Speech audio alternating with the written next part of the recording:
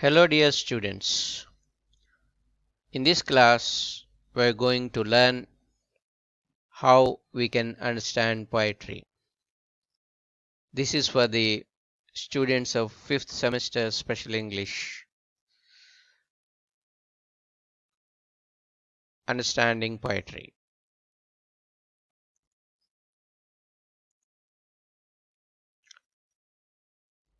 Okay, you might have studied several poems in detail in your first 2 years of UG study. Let us start off with a small question: how we can approach a poem.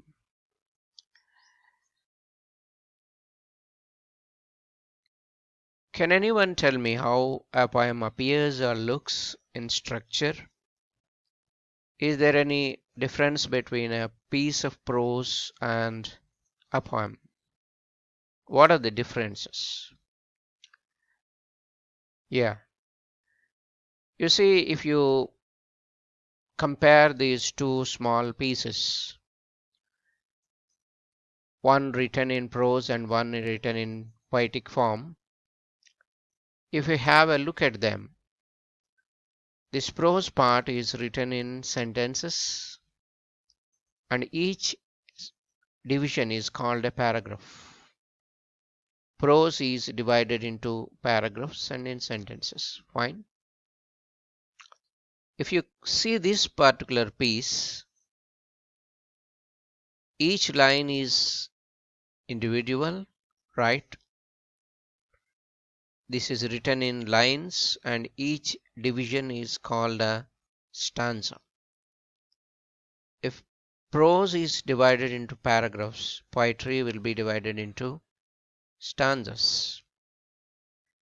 In prose, the writer follows grammar very strictly. In poetry also grammar is followed, but some freedom is taken. In poetry there is rhythm and rhyme, whereas in prose it is just straight. If you can focus on more differences between poetry and prose,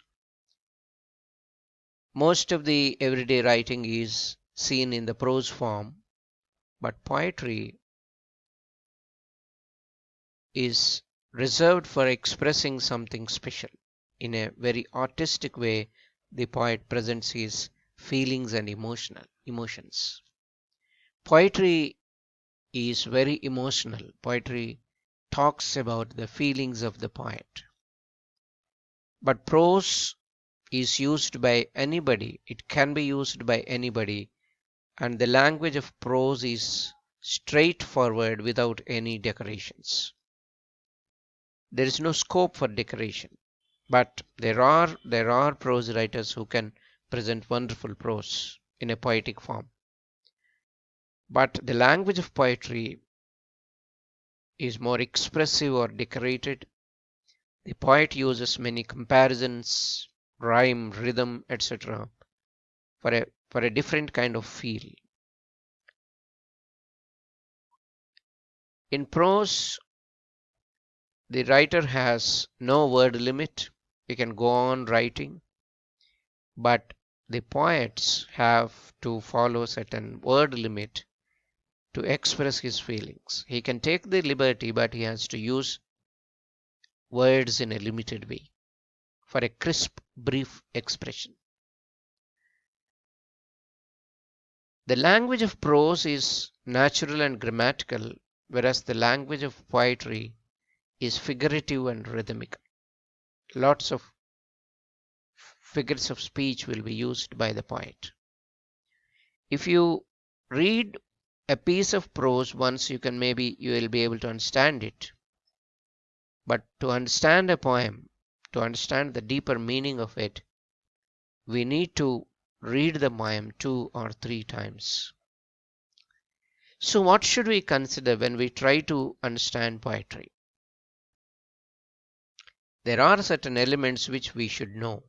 First one is form or structure of the poem, theme of the poem, persona, who is the persona in the poem, the place and time when the poem is created, the influences that work on the mind of the poet, the literary devices used by the poet, images used by the poet, and then finally the tone of the poem. If you understand these elements, you can understand poetry in a better way. Let us quickly look at some of these elements in this session. What is form? Form is nothing but the structure or pattern of the poem. Every poem will have a structure or pattern.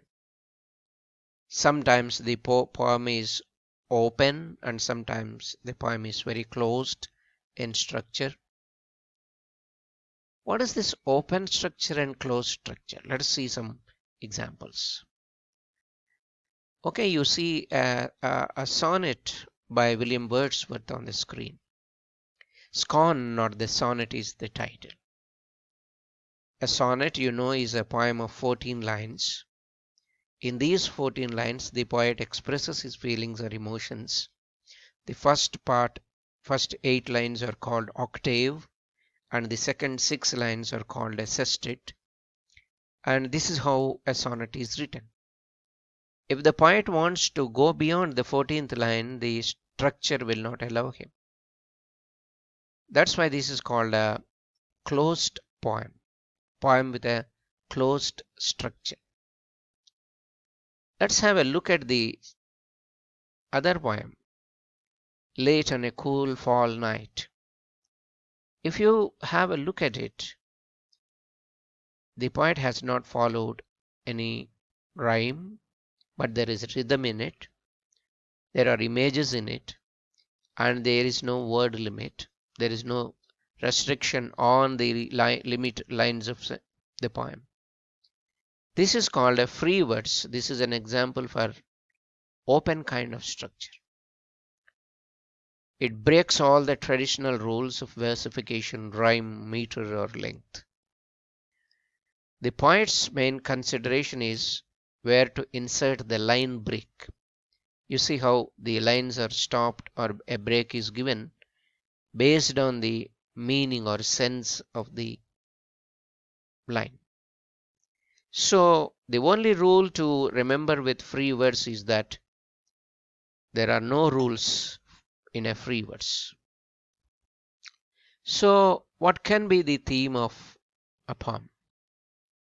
The poet can talk about his love, or the poet can talk about nature. The poet can talk about family, culture, religion, society, the problems of his country, the situation of his country. Or the poems can talk about the self-discovery of the poets, maybe certain traditional aspects about morality, life and death, about the evil effects of war, age, isolation, conflict, or even about politics. There can be any theme in a poem. The poet is free to choose his or her theme.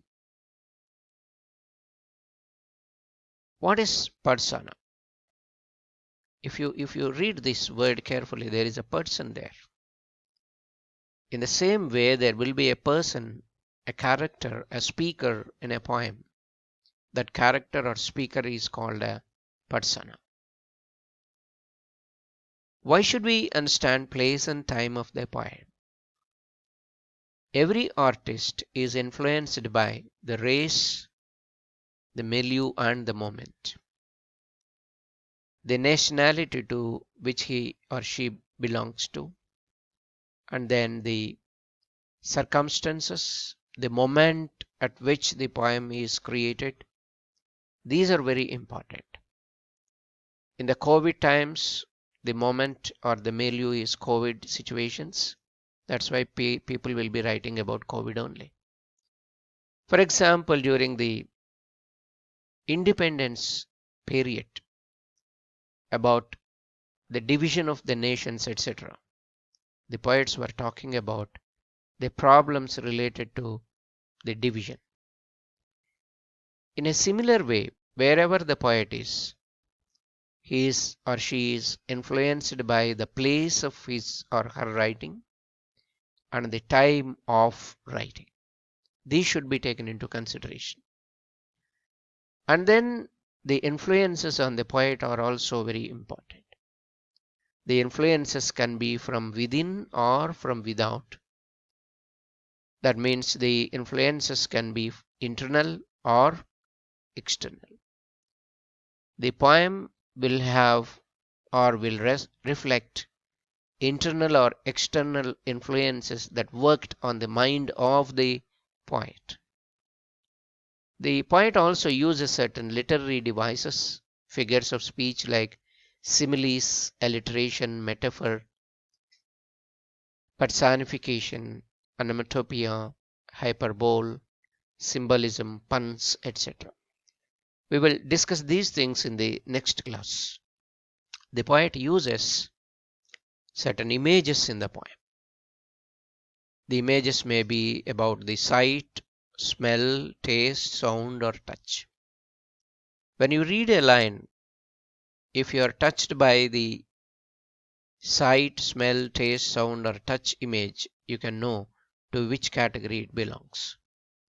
For example, the tiny red ant climbed up the broken twig. When you read this line, you see the tiny red ant climbing the broken twig. The sweet smell of freshly baked apple filled the air. You have a very great fragrance of the smell of the apple, right? One bite of the sour lemon caused my lips to pucker. Here you have the taste. In the same way, there will be certain images related to sight or smell or taste, sound or touch in a poem. We have to understand them. And we talk about these things in a detailed way in the next session. The poet also uses a kind of tone in the poem. What do you mean by the tone of the poem or tone of the author? It indicates the writer's mood, writer's voice, or the attitude of the writer. This tone is described by adjectives like cynical, depressed, sympathetic, cheerful, etc. So we need to understand the tone of the poem also to understand the poem well. There are different kinds of tone, and we are going to learn about them in the next class, in the next session. If you try to sum up once, we talked about the differences between poetry and prose, and what are the different elements of poetry like form or structure, theme of the poem, persona, place and time, different influences that work on the mind of the poet, the literary devices, images, and tone in a poem. In the next session, we focus more light on literary devices, images, and tone. And once we complete this, we can read our Anakmatos poem in this light. Keep learning, and thank you very much.